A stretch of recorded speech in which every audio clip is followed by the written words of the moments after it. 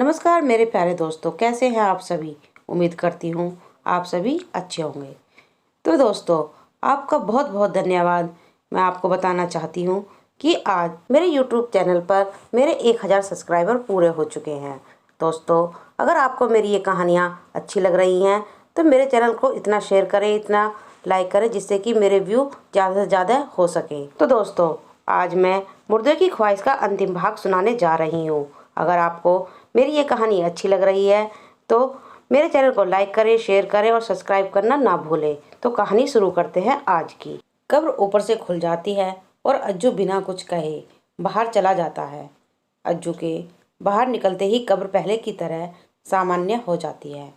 अज्जू को ये प्रतीत होता है जैसे कई दिनों से कब्र के अंदर था, लेकिन बाहर आने पर समय मानो थम सा गया हो। अज्जू की नज़र कब्रिस्तान के पास बनी एक मस्जिद के घंटे पर पड़ती है। उसे बड़ी हैरानी होती है ये जानकर कि कब्र के अंदर जाने और वापस बाहर आने में केवल 1 ही मिनट लगा।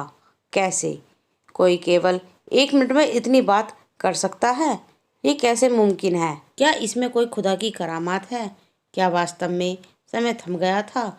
मेरे अंदर जाने और वापस बाहर आने के बीच अज्जू को अभी भी विश्वास नहीं हो रहा था कि वो एक जिंदा कब्र में मुर्दा इंसान से मिलकर आ रहा है। इतने में कासिम वापस आ जाता है। अज्जू कसम है कि वो कासिम से कब्र में जाने की बात बताए या नहीं। अज्जू काम से निपटकर घर वापस चला जाता है। रात में सुल्तान अज्जू के सपने में आता है और एक ही बात दोहराता है, मेरी मदद करो, मेरी मदद करो। अगली सुबह अज्जू को कुछ समझ नहीं आता कि वो क्या करे, किससे वो अपनी बात कहे, कौन है जो उसकी बात सुनेगा, उसकी बात पर विश्वास करेगा। अज्जू एक कसम है। ऐसे ही 1 हफ्ता गुजर जाता है। हर रात सुल्तान अज्जू के सपनों में आकर वही बात दोहराता है कि मेरी मदद करो, मेरी मदद करो। कासिम अज्जू के इस अजीब रवैये को लेकर काफ़ी चिंतित है। वो इस बार समीना से बात करता है। अज्जू को क्या हुआ है? आजकल वो बहुत खोया खोया रहता है, ना काम में ध्यान देता और ना किसी और चीज़ में। समीना को भी कासिम की बात सही लगती है। उसे भी लगता है कि काफ़ी दिनों से अज्जू के बर्ताव में बदलाव आया, ना खाने का होश, ना पीने का। छोटी छोटी बात पर चिढ़ जाता है। समीना कासिम से कहती है, आप ही अज्जू को समझाओ, उससे बात करो, मेरी तो वो सुनता नहीं। कासिम समीना की बात पर हामी भर देता है और ये यकीन दिलाता है कि अज्जू के इस अजीब रवैये की वजह पता लगाएगा। अगले दिन अज्जू बिना बताए घर से गायब हो जाता है। समीना को बहुत चिंता होती है। अज्जू की सब जगह तलाशने पर भी अज्जू को कोई पता नहीं चलता। उसी समय कासिम कब्रिस्तान के पास से गुजर रहा होता है। उसकी नज़र अज्जू पर पड़ती है।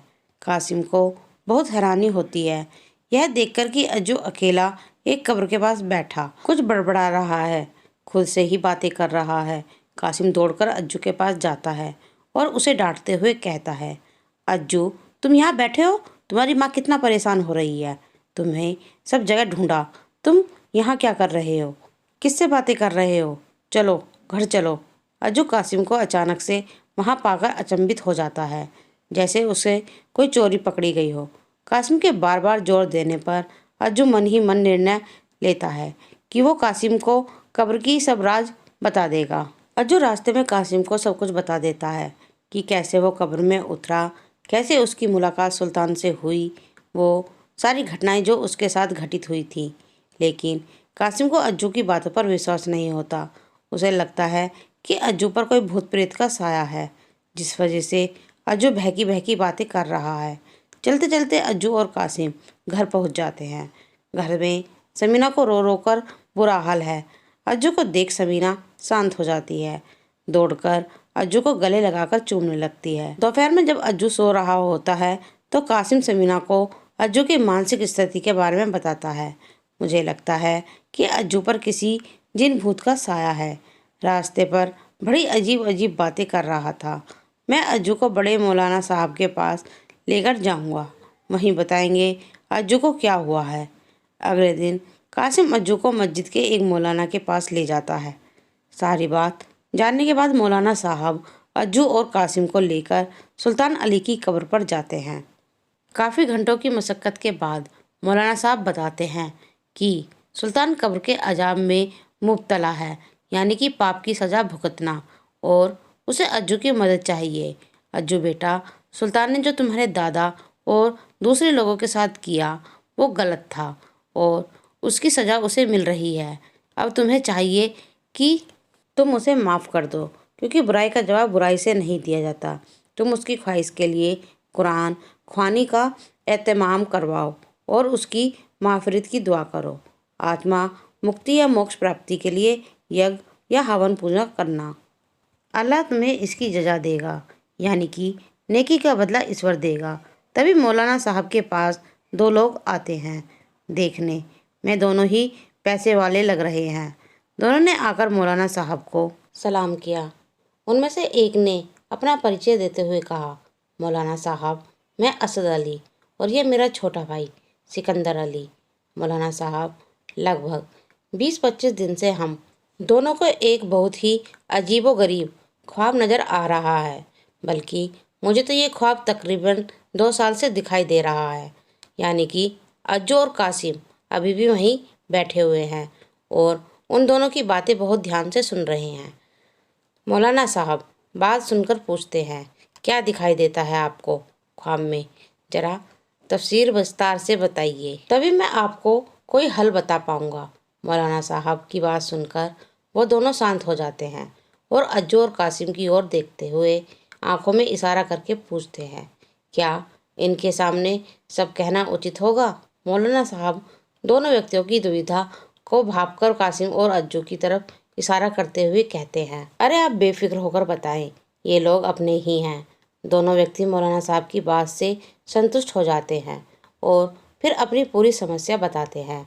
दरअसल मौलाना साहब, हम दोनों भाइयों को ख्वाब में हमारे खालिद यानी कि हमारे पिता साहब नज़र आते हैं और एक ही बात दोहराते हैं, हकदार को उसका हक दे दो, हकदार को उसका हक दे दो।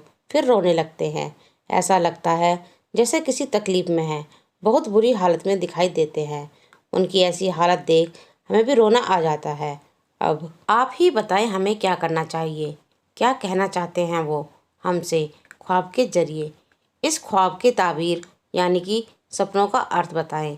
मौलाना साहब दोनों व्यक्तियों की बात सुनकर कुछ सवाल पूछते हैं। जनाब, मैंने आपकी सारी बात सुनी और मैं इस नतीजे पर पहुंचा हूं कि आपके वालिद साहब की कोई ख्वाहिश है जो वो आपके जरिए पूरी करवाना चाहते हैं, जिससे वो कब्र की तकलीफ़ों से छुटकारा पा सकें। शायद ये बात जानकर आपको दुख हो, लेकिन आपके वालिद साहब बहुत ही तकलीफ़ में हैं। क्या नाम है आपके वालिद साहब का? कितना वक्त हुआ उन्हें गुजरे हुए?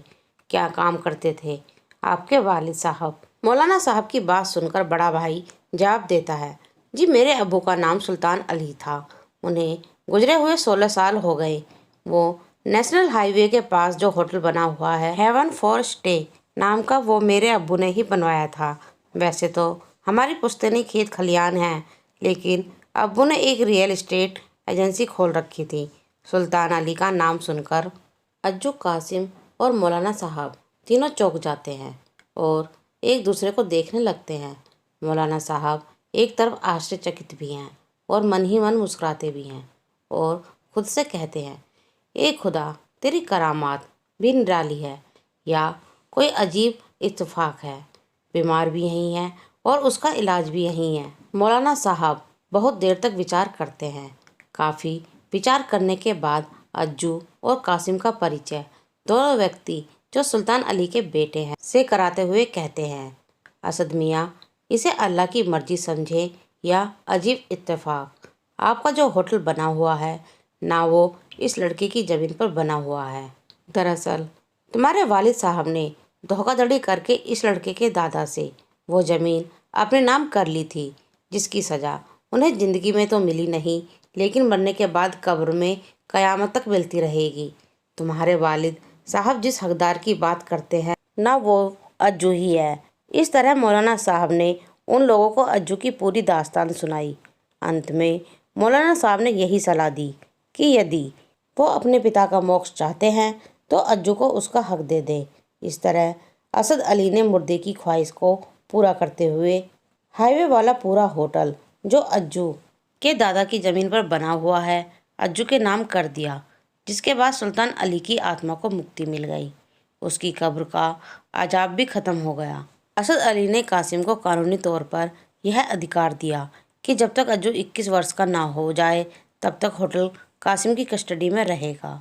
कासिम ने अज्जू की माँ समीना से शादी कर ली और अज्जू को पिता का प्यार मिल गया। अब कासिम और समीना मिलकर होटल चलाते हैं, जिसमें असद उनकी मदद करता है और अज्जू ने इस साल 10 क्लास में जिला टॉप किया और अपनी माँ का सर फख्र से ऊंचा कर दिया। तो प्यारे दोस्तों, मेरी ये कहानी मुर्दे की ख्वाहिश यहीं समाप्त होती है। आपको ये कहानी कैसी लगी कमेंट में लिखकर ज़रूर बताएं और अगर आपके पास कोई अच्छी कहानी है तो मेरे चैनल पर ज़रूर भेजें। धन्यवाद।